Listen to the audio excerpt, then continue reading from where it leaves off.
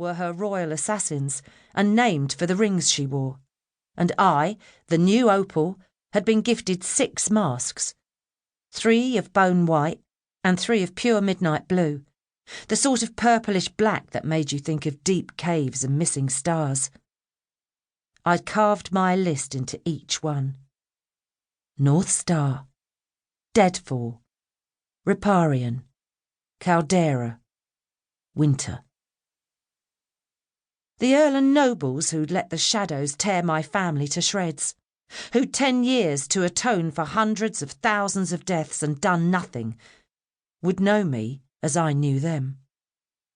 Bitterly, painfully, a wound so raw it still ached in the night, when the dark twisted like mage shadows.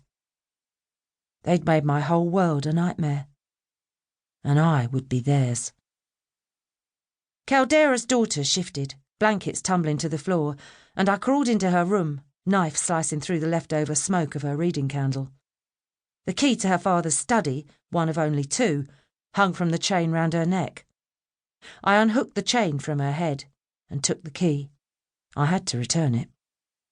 It would be better, our queen had said to me, one hand clutching my chin, if Caldera's fellows thought no doors or locks or guards could keep them safe. Let Erland think we have made shadows anew and sent them after the nobles who betrayed us, she'd said. After all, they made you the same way they made the shadows, through violence and fear. I'd not given her an answer, didn't think she'd deserved one yet. Not with so many deaths staining her soul. But she was right. I was our queen's honourable Opal, and I would kill Caldera as she saw fit. If I did, she'd let me have the other lords on my list, and I wasn't passing that up. North Star, Winter. They would be mine, and mine alone. I tucked the blanket back around Caldera's daughter and left. I could comprehend killing his kid to get at him, but I wasn't him. Caldera's daughter was no more at fault for her father's deeds than Elise was for hers, and only Caldera was dying tonight. The hallway outside her room was empty. I pressed my ear to the door of his study, the only room with a lock on the outside and inside. Nothing. Too thick for me to hear through, and too thick for folks to hear Caldera scream. I unlocked it, muffling the click with my hand, and darted inside. The mechanisms reset behind me. Caldera was talking to himself. He gestured to the windowless walls, hands flying through the air and back to me. A map, twice as tall as me, and even longer, detailed the continent in deep forest greens, wheat yellow, and springwater blue.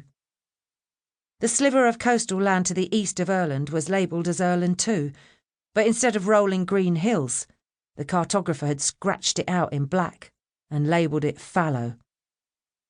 Only the northernmost tip of Nasir, the little snaggle tooth of land embedded in North Star's mountain range home, was green. It was labelled as Erland. Absurd!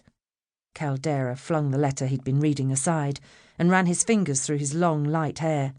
That woman is absurd! I walked up behind him till I was close enough to taste the gold-cold scent of his gilded form, and the lantern behind me cast 3 flickering shadows against the wall. He froze. Don't worry, I said. You won't have to deal with her much longer. He shrieked and tried to run. I grabbed the back of his shirt and yanked him down, sending him flailing to the floor. No one can hear you, Caldera. No windows, no guards, no threat of being interrupted since the only 2 keys to the door were in this locked room. No one is coming to help. He crawled to his knees and pulled a chair between us. How did you get? I pulled out his daughter's key. How well do you know your daughter? I dropped it, let it clatter between us, and pulled out a second knife. I watched the shadows you let loose in Nasir flay my family. I know every bloody part of them. Do you know what your daughter's bones look like? He whimpered, and I lit.